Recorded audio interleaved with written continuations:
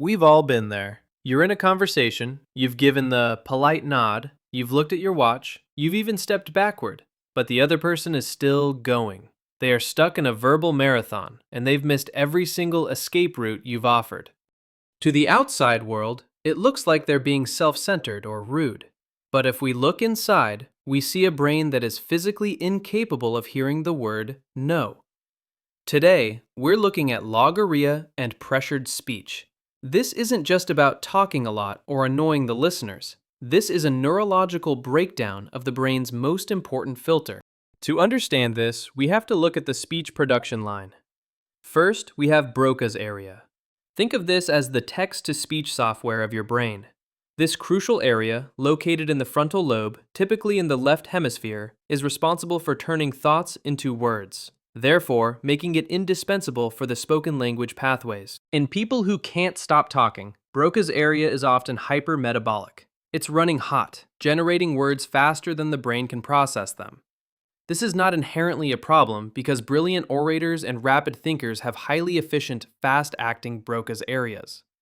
The issue arises when this fast engine lacks good brakes. Enter the prefrontal cortex, PFC. This is your brain's CEO. Its job is inhibitory control.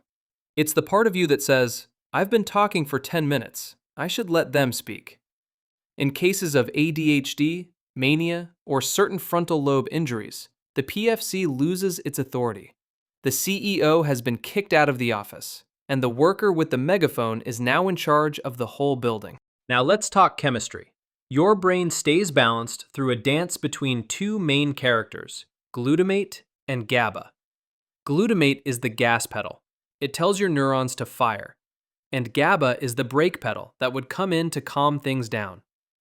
In a normal brain, both of these chemicals work in perfect harmony with each other. But in a runaway talker, glutamate is flooding the speech circuits.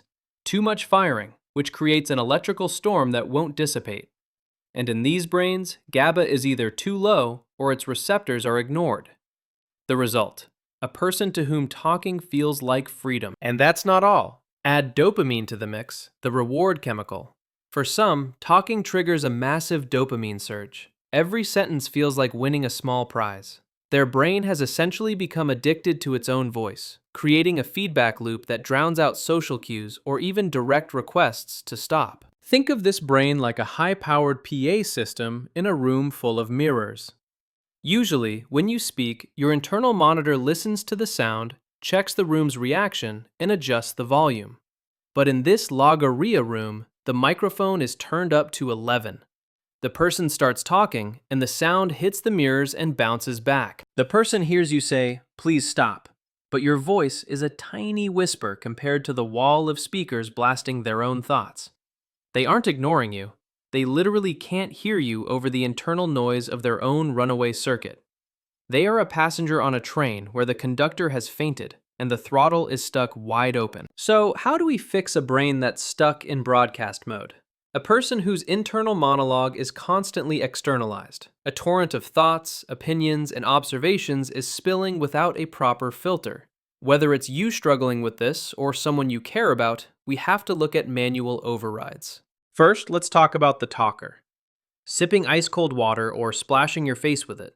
This triggers the mammalian dive reflex, which forces the brain to prioritize basic survival over speech production.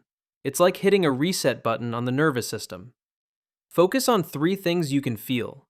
This pulls energy from Broca's area and diverts it to the sensory cortex. As for the listener, because their verbal inbox is full, stop signs work better than words.